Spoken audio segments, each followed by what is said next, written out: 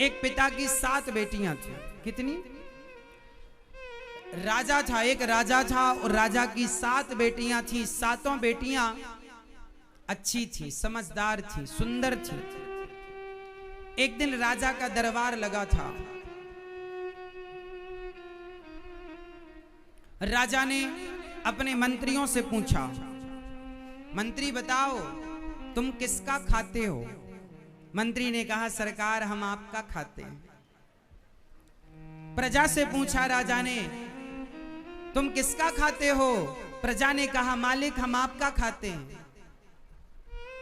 राजा को बड़ा घमंड था, अरे मैं सबका पालनहार हूं, मैं सबको खिलाता हूं। राजा ने अपनी पत्नी से पूछा, तुम किसका खाती हो? पत्नी ने कहा, सरकार हम आपका खाती हैं। बड़ी बेटी से कहा, बेटा तुम किसका खाती हो? पिताजी आपका। दूसरी से कहा, तुम किसका? पिताजी आपका। तीसरी से पूछा, पिताजी आपका। चौथी से पिताजी आपका। पांचवी, छठी, 7वीं बेटी से पूछा, बेटी तुम किसका खाती हो? उस बेटी ने बिल्कुल सही उत्तर दिया, पिताजी मैं तो भगवान का दिया अपने भाग्य का खाती हूं, ईश्वर का दिया अपने भाग्य का, जो मेरे भाग्य में है, जो विधाता खिलाएगा खाऊंगी। पिता को बात बड़ी बुरी लगी कि मेरी बेटी ऐसा कह रही है। उस पिता ने बेटी का विवाह, 6 बेटियों का विवाह तो अच्छी जगह किया, राजकुमारों के संग, लेकिन 7वीं बेटी के लिए मंत्री से कहा, जाओ इसके लिए ऐसा दुल्हा ढूंढ के लाओ जो अपने पांव से चल भी ना पाए, गरीब हो, खाने के 2 रोटी की भी व्यवस्था ना हो। जंगल में एक लकड़हारा था, लकड़ी काटने गया, अचानक उसे कोई रोग हो गया। वो जंगल में ही कई दिनों से भूखा प्यासा पड़ा था और दुबला पतला हो गया, मरने वाला था, 2-4 दिन में मर जाएगा। मंत्रियों ने बताया, महाराज जंगल में एक आदमी मिला है, बिल्कुल दुबला पतला, मरने की स्थिति में। राजा ने कहा, उसी से मेरी बेटी का विवाह करो, छोटी का। उसने कहा ना कि हम भगवान का दिया, देखते हैं इसको भगवान क्या देते हैं। हम तो देखो अपनी बेटियों का विवाह राजा महाराजाओं से किया, महलों में रह रही हैं, अब देखता हूं किसका भगवान इसे क्या देता है। छोटी बेटी का विवाह उस पिता ने उस लकड़हारे से कर दिया जो मरने वाला था, बीमार था, कोई नहीं था, गरीब, अब लकड़ी काट के गुजारा करने वाला। मैया को जगा दो, सुन ले थोड़ा सा। मेरी माँ 7 दिन सोगी, मुझे पता है। 2-2 बजे तक पंचायत करती हो, 2 बजे तक, और दिन में सोती हो कथा में।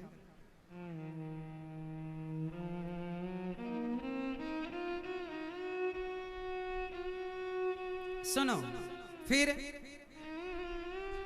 लड़की को लेके पिता जंगल गया, वहीं पे ले गया पंडित जी को, वहीं पे वो लड़का खड़ा भी नहीं हो पाया, उसी को उठा करके फेरे करवाए और उस राजा ने अपनी बेटी का विवाह किया और कन्यादान इत्यादि करके कुछ नहीं दिया, दहेज में कुछ नहीं दिया। एक बाप ने बेटी को बोले, तेरा भगवान देगा तुझे, तू कहती है कि हम अपने भाग्य का खाती हैं, देखता हूं तेरा भाग्य क्या है।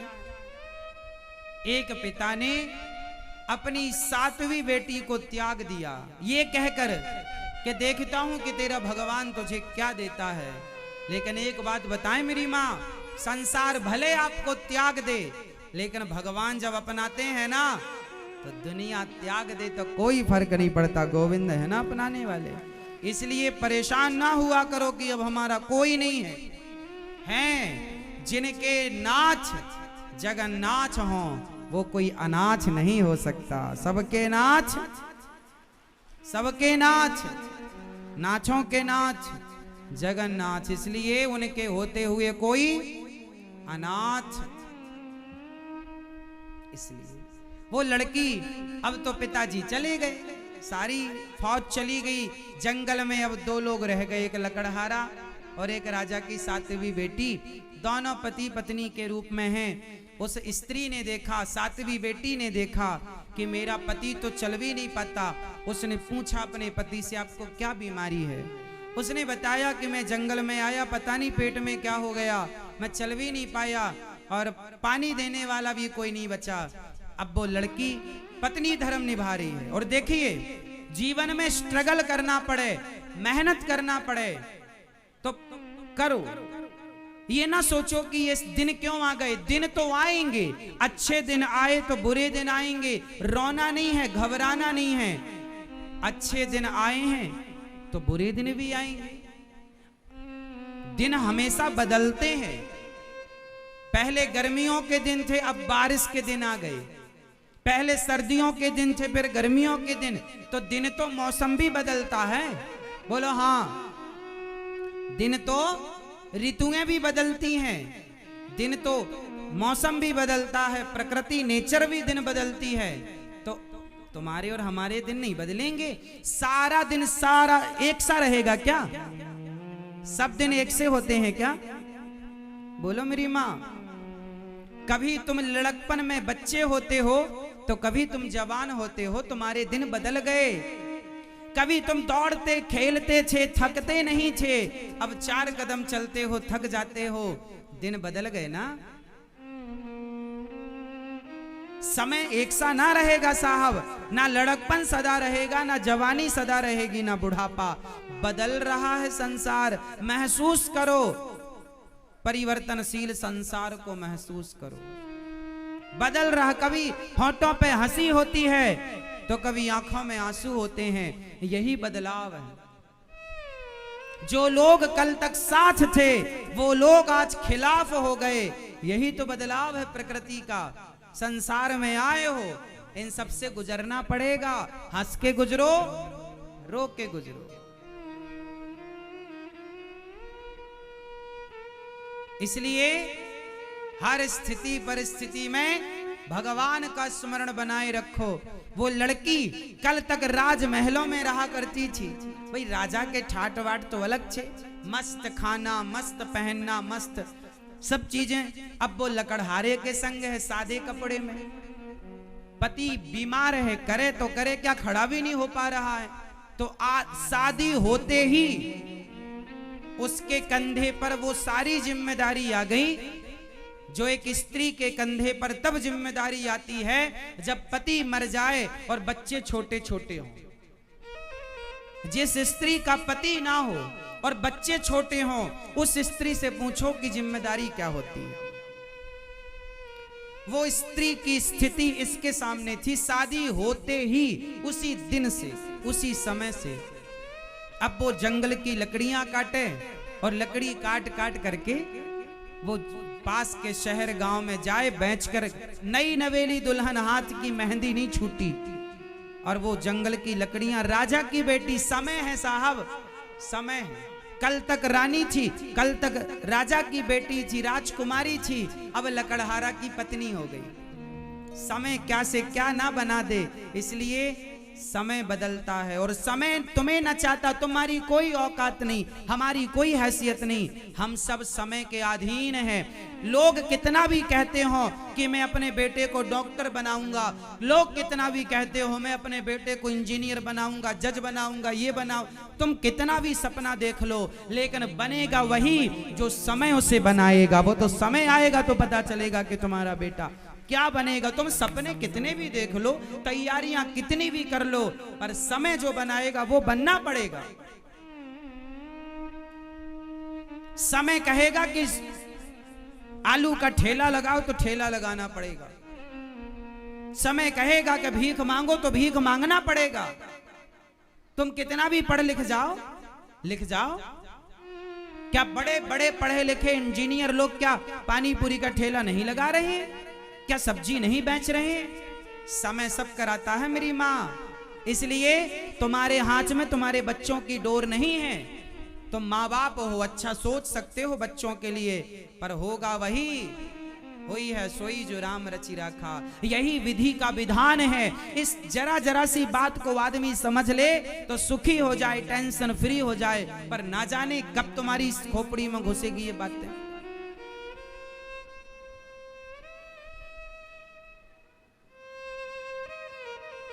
वो लड़की जंगल की लकड़ियां काट करके गांव शहर में बेचती, जो पैसा मिलता अपने पति के लिए वैद्य जी से दवाई लाती, पति को दवाई देती और थोड़ा दूध लाती, थोड़ा सा।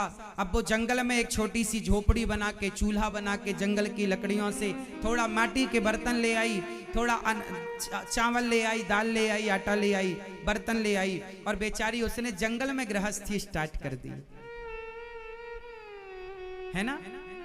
अब पति को बनाकर भोजन खिलाती, स्वयं खाती, थोड़ा दूध ले आती, दूध पिलाती। संयोग देखना कि वो दूध जब लाती और दूध अपने पति को गिलास भर देती हल्दी वाला, तो जब थोड़ा सा बच जाए ना, तो वहां जंगल में ना, अब उसे रहते रहते ये पता लग गया जंगल में जंगली शेर भी है, हाथी भी है। अब वो जानवरों के बीच में रहने लग गई, तो वो उसे उनसे घुलना मिलना हो गया, है ना। उसके कुटिया के बगल में एक नाग नागिन का जोड़ा रहता था, तो वो सांप सर्पणी जो थी वो दूध लाती, तो रोज थोड़ा बचा के सांप को भी दूध पिलाया करती, क्योंकि उसके संस्कार, हम भारतीय लोग हैं ना, हम नाग पंचमी को नाग को भी दूध पिलाते। भारत का आदमी ऐसे ही होता है, हिंदू आदमी ऐसे ही है कि सांप जहर देता है, लेकिन हमारी मान्यता हम उसे दूध पिलाते हैं। पूरी दुनिया ढूंढ लो साहब, ऐसी संस्कृति कहीं ना मिलेगी जो सांप को भी दूध पिलाने वाली संस्कृति हो, ये हिंदुओं की। जीव मात्र पर दया करने का संस्कार किसी के अंदर है तो पूरी मानव जाति में केवल हिंदुओं के अंदर यह संस्कार है, और किसी के अंदर हो तो मुझे बताना। सांप को दूध पिलाती, संयोग देखो धीरे धीरे उसका पति स्वस्थ होने लगा, धीरे धीरे उसका पति स्वस्थ होने लगा, ठीक होने लगा, खड़ा होने लगा, चलने लगा, वो जंगल की लकड़ी काटने लगा, बाजार जाने लगा, वहां से पैसे लाने लगा। इसने बड़े प्रेम से वो सांप सर्पणी को, नाग नागिन को दूध, तो ये रोज नियम बन गया पिलाना पिलाना। एक दिन सांप ने सपना दिया उस लड़की को, बोले तूने हमें दूध बहुत पिलाया है, जहां हम लोग बैठते हैं यहां बहुत सारा खजाना गड़ा हुआ है। याद रखना, भाग्य में जो होता है वो मिलता है, चाहे तुम्हारा बाप तुम्हारी शादी किसी के साथ भी कर दे, लेकिन तुम्हारे भाग्य में जो है मिलेगा। भाग्य में होता है तो भाग कर आ जाता है, और नहीं होता तो आया हुआ भी भाग जाता है। वो लड़की को सपने में सांप ने कहा कि यहाँ पे हाथ डालना तुम्हें खजाना मिलेगा। नाग नागिन से उसकी दोस्ती हो गई थी, रहते रहते वो दूध पिलाती, रोज वो नाग नागिन उसे पहचानने लगे। उसने वहां खोदा, उसे सचमुच सोने का घड़ा मिला, उसके अंदर सोने के सिक्के मिले, खूब धनवान हो गई। उसने उस जंगल में नगर बसाया, अपने लिए महल बनवाया, वो रानी हो गई। देखते देखते उसका लकड़हारा पति राजा हो गया, प्रजा बसाई, बाजार लगवाया। जो उसे अब राज लड़की तो थी, वो राजा की बेटी तो थी, तो राजकाज आता था उसे, तो कैसे चलाना है। उसने सेना का संगठन किया, सेना बनाई, सेनापति बनाया, बढ़िया ठाट बाट चालू हो गया। टैक्स लेने लग गई और प्रजा की सेवा, खूब लंगर भंडारा लगवाया, कोई मेरे राज्य में भूखा नहीं रहेगा, खूब भंडारा, खूब दान पुण्य किया। सांप सर्पणी ने भी सोचा कि जब ये हमें दूध पिलाती है तो इसे धन मिल जाएगा, तो ये सदुपयोग ही करेगी। याद रखना, भगवान भी धन उसी को देते हैं जो अपने धन का सदुपयोग करता है। ईश्वर कहते हैं तूने सही जगह खर्च किया, तुझे देने से ठीक है, तू सेवा करता है। जो अपने परिवार में ही लगा रहता है, केवल अपना ही पेट भरे और सुरा सुंदरी में लगाए, भगवान उन्हें ज्यादा दिन देख के देख लेते, तुझे देने का लाभ नहीं। वो लड़की देखते देखते महारानी हो गई। एक दिन की बात है कि वो रोज का नियम था कि वो रोज सबको, अब 20 साल हो गए इस बात को। कितने साल हो गए? 20 साल हो गए। एक दिन वो प्रजा को भोजन परोस रही थी कि तभी उसने देखा कि उसका बूढ़ा बाप लाइन में लगा था। तो लड़की है, अपने बाप को कैसा भी हो, कितना भी समय बीत जाए पर पहचान तो लेती। उस लड़की ने पहचान लिया। अच्छा, लाइन में केवल अकेला बाप नहीं था, उसकी 6 बहनें भी लगी थी। लड़की ने पहचान लिया, पिताजी आप। बाप नहीं पहचान पाया, आप कौन महारानी? पिताजी भूल गए, मैं आपकी बेटी साध्वी, लकड़हारे से ब्याह किया था आपने। आपने पूछा था किसका खाती हो, मैंने कहा था भगवान का दिया भाग्य का खाती हूँ। तो देखो ना, भगवान का दिया भाग्य का, जब भगवान पर विश्वास रखो ना पिताजी, तो वो सिर्फ उसका दिया हम नहीं, भगवान निमित्त बना के सबको खिलाते हैं। देखो आज आप भी खाने आए हैं, बताइए पर आपकी ये दुर्गति कैसे हुई कि आपको रोटी के लिए लाइन में लगना पड़ रहा? क्या हुआ? उसके पिता ने बताया, बेटी मैं घमंड में, अभिमान में चूर हो गया। मेरे सेनापति ने धोखा दे दिया, अन्य राजाओं ने आक्रमण किया, और जिन जिन के घर मैंने अपनी बेटियां ब्याही, सबका भाग्य ना जाने क्या खेल खेला। सबके राज्य में आक्रमण हुआ, सबकी सत्ताएं मिट गईं, सब बेसहारे हो गए, दर दर की ठोकर खाते भटक रहे हैं, सालों हो गए। बहुत भूख लगी थी, सुना था कि इस राज्य में भोजन बढ़ता है, तो तुम्हारे द्वार पर भूख मिटाने आ गया। पिताजी, सबका पालन करने वाले भगवान होते हैं।